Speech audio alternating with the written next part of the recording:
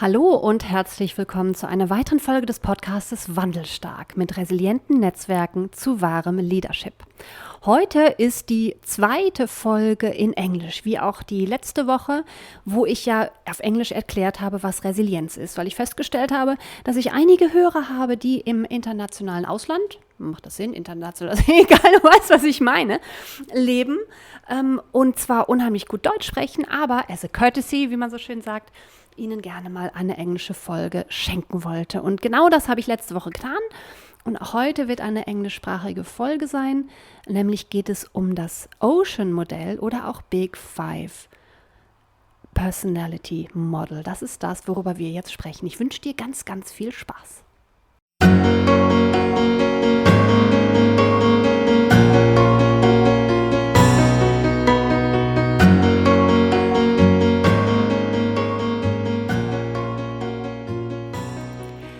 Hello and welcome to the second podcast in English. Today we're going to be talking about the Big Five personality model, or also called the OCEAN model. The OCEAN model or Big Five personality model is scientifically the personality model which has been researched the best. And it helps us to understand how our differences are. We're all different, and that's a very good thing. And the Big Five model helps us to understand these differences. But it helps us understand these differences without putting other people into boxes.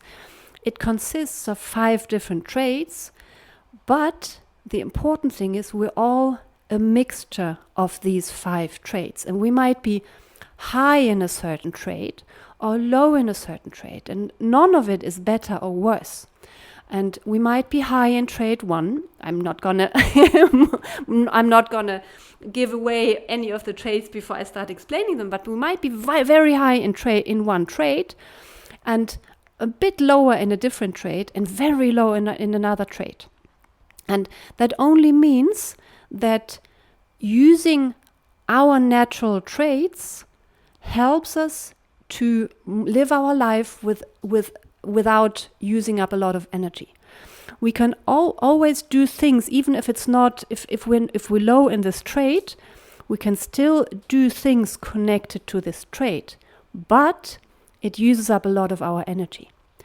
And to understand our uniqueness helps us to live in a way which feels naturally for us, more natural for us. So where do we naturally feel at home? And also, where can we learn from others? So we can always scale up one trait, and that's one important thing to know. You can always scale up one trait, but it will cost you a lot of energy.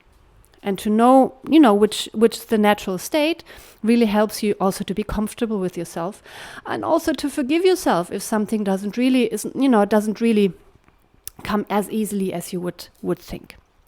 Let's start with the first trait. As I said, it's also called the OCEAN model, and the O stands for openness. Openness is a trait which is about how much you enjoy new experiences. For example, someone who loves trying new food, someone who loves exploring new cities, loves traveling to different countries, loves meeting new people, getting inspired by a fresh idea at work. That's a person who's probably high in openness. Or just imagine a person walking through IKEA and seeing creative possibilities everywhere. And if that sounds like you, then you're probably high on openness. The C in OCEAN stands for conscientiousness. Conscientiousness is about how much you love to organize and to plan. If you have your checklist for everything, you're probably high on conscientiousness. If you love making lists, or if you love ticking things off, that's conscientiousness in action. Or if there's a colleague who always has a plan, always thinks ahead, and keeps things running smoothly, that's high on conscientiousness. The E stands for extraversion. Extraversion means do you draw energy from others, not as a vampire thing, but if you love being around other people and that really gives you energy, then you're probably high on extraversion. If you're a person who loves to chat or who loves to meet new people, enjoys small talk at events, loves parties, loves also to be in the middle, in the center of a party, that's extraversion. So the feeling that I'm being recharged through connection and through interaction, that's extraversion.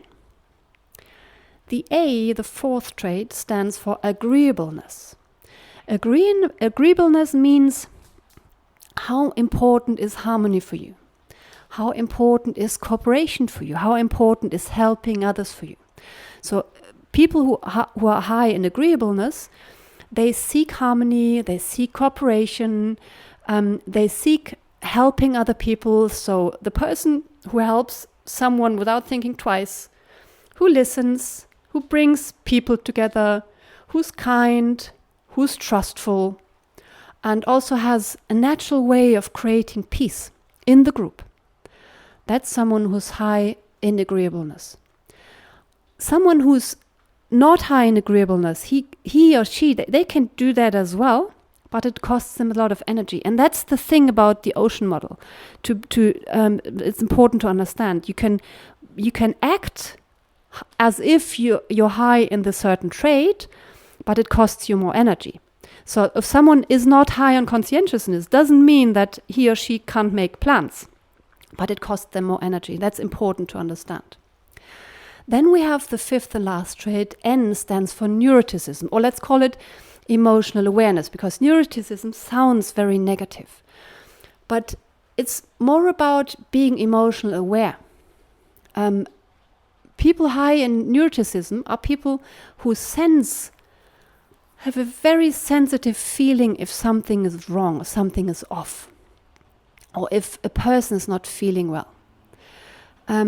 The person who's high in neuroticism is someone who's very in tune with emotions. Sometimes the emotions go a bit up and down, and they're very sensitive, but also they might be more prone to become stressed out. So that's high in neuroticism as well. But people high in this trait, they're very in tune with the emotions, not only with their own, but also with those around them. And that's very important to know, that it also can be a strength. So it's not about being, having emotional up and downs, but also to being very sensitive about, things are not being said or things that are a bit off. They are very, very sensitive about that. And we're all a mixture of all 5 traits, and that's very important to know. No profile is good or bad, or better or worse. We're all a unique mix, and living to our traits, according to our traits, helps us to live, not to use too much energy and be more relaxed. And that's the important thing I wanna tell you, is really not about, it's better to be high in this trait. You can live up as if you're high in this trait, but you just have to know, okay, that's costs you a lot of energy and you just need a break afterward. So this is that's one thing I really wanna let you know. And if we understand ourselves and if we understand each other better, then we can work together in a smarter and also kinder way. Because then you realize, for example, I had a workshop, and there was two people. Afterwards I learned that they were having fights for months. Really for months. And they were both working in accounting. And one of them was very high in conscientiousness. And one was pretty low in conscientiousness, but she was very high on openness. She loved doing new things. And when I realized that, and then heard afterwards that they were having fights, I understood why. Because they didn't take the time to reflect on each other and really understand each other. But the woman who was high in conscientiousness, she was like, why does she make so many mistakes? Why does she have to think she wants to invent new ways? And the other one is, why is she so picky?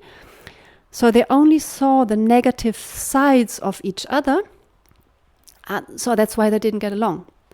But if you understand how different the other person is, then you can appreciate that even better. And that's the important thing, to be able to work together better and also understand each other better. And also to be more relaxed with yourself and also peaceful with what costs you a lot of energy or what doesn't cost you any energy.